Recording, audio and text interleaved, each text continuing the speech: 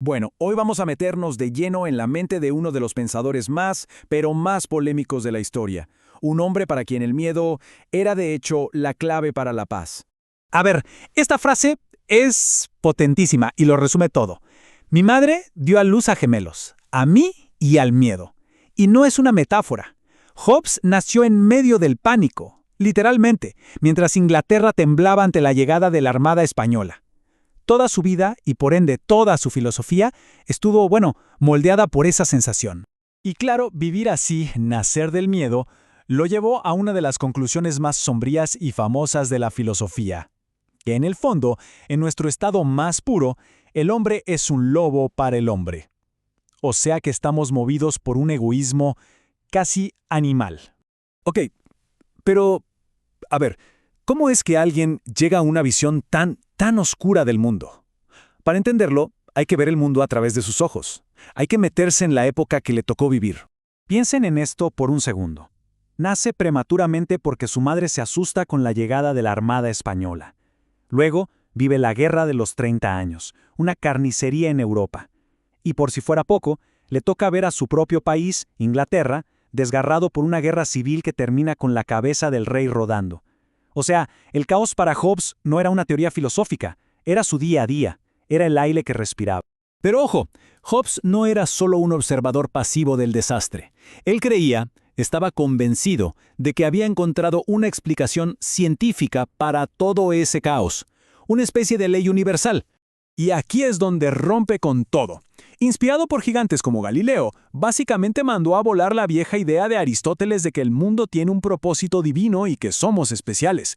Para Hobbes, nada de eso. El universo era más bien como una máquina gigante, un reloj enorme donde todo es materia en movimiento, todo regido por las frías y calculadoras leyes de causa y efecto.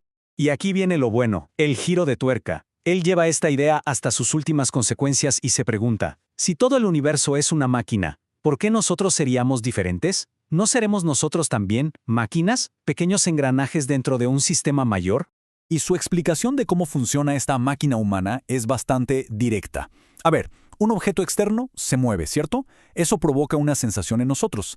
Esa sensación genera pensamientos y sentimientos que al final del día se reducen a dos cosas. Apetito, o sea, quiero acercarme a eso, y aversión, es decir, quiero alejarme de eso. Y ya está. Para Hobbes no hay alma ni espíritu, somos simples maquinitas de desear y temer. ¿Ok?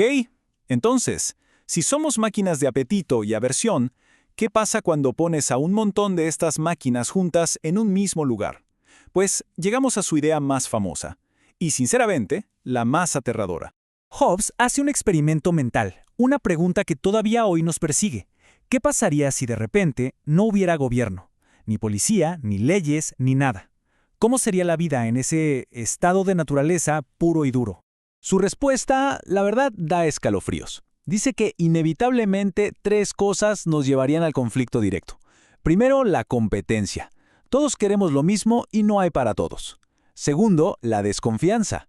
Como sé que el otro quiere lo que yo tengo que atacarlo primero por seguridad. Y tercero, la gloria. Queremos que los demás nos teman y respeten. Es la lógica de la máquina humana llevada al extremo. El resultado de esta guerra constante es esta famosísima y desoladora descripción. La vida en ese estado sería solitaria, pobre, desagradable, brutal y sobre todo breve. Una pesadilla constante, donde el mayor miedo es morir de forma violenta a manos de otro. Y ahí lo tenemos. Esa es, para Hobbes, nuestra condición natural. No la paz, no la cooperación.